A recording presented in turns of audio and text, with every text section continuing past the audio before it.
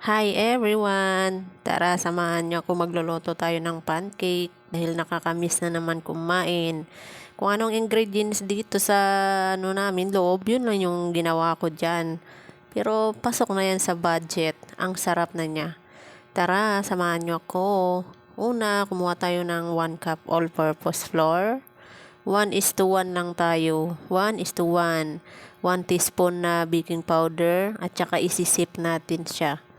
Isip natin siya guys para mawala yung mga buo-buo at saka maganda yung texture niya. Ayan, pag may maiwan buo-buo, depende sa inyo kung itapon nyo or durugin nyo pa. Ayan.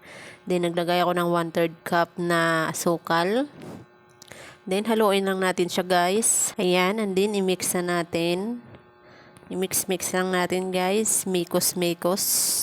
Mikos na yan. Then pag nahalo na, maglagay tayo ng isang itlog. Then, mikos ulit. Mikos na yan, mga friend.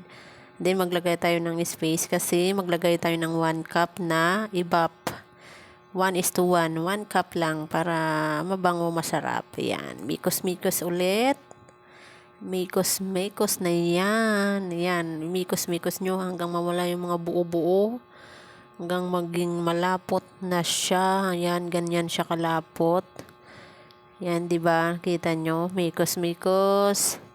And then, pagkatapos, ilagay na natin yung margarine natin or depende sa inyo kung butter ilalagay nyo. Yan. Mikos ulit.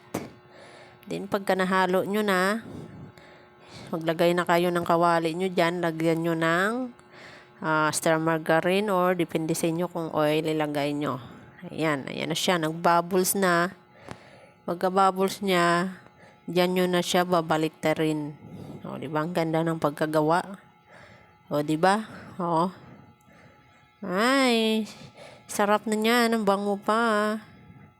May mga kuyam-kuyam na naman dito sa ating kusina. Yan na siya guys, diba? Naka-7 piraso yata ako. 6. Oo, yan, diba? Thanks for watching.